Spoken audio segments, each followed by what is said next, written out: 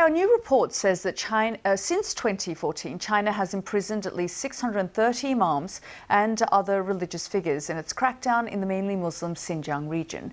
The research by the Uyghur Human Rights Project also says that 18 clerics died in detention or shortly thereafter. They're accused of propagating extremism and separatism. China is believed to have put more than 1 million Uyghurs in prison-like camps. Beijing denies those allegations, saying they are re-education facilities designed to stamp out extremism. Joel Gunter from the BBC's Asia Desk explained the findings. From China's point of view, and what we hear from testimony from people who are in Xinjiang and from the relatives of imams and other religious leaders, is that imams have significant cultural influence within the Uyghur community within Xinjiang.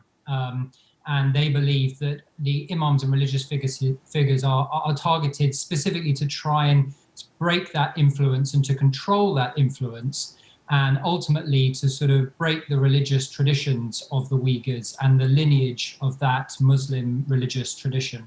So what kind of things are they actually charged with?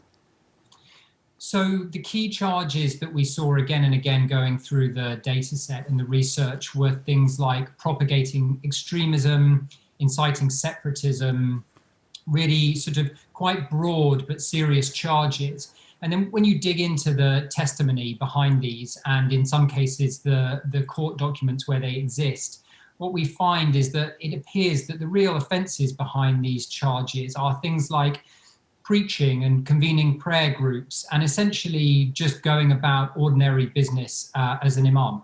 So what do we know about the conditions of their detention and the length of their sentences?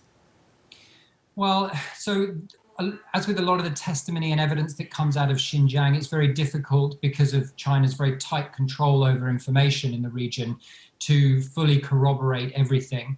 But from the evidence we have seen, we're seeing extremely harsh prison sentences for some of these seemingly very innocuous offences. They really shouldn't even qualify as offences.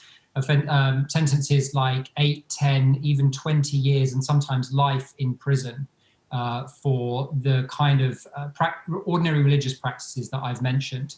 And we found that while a number of imams were being sent to the detention camps or re-education, so-called re-education camps that we associate with China's mass detention in Xinjiang, it appears as if a high number are also being sent to prison.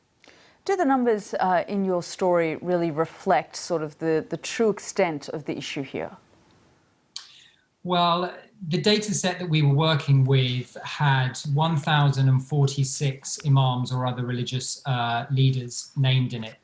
And of those, there was some corroborating evidence in about 630 cases. All had been reported missing or detained. And we found corroborating evidence in about 630 cases.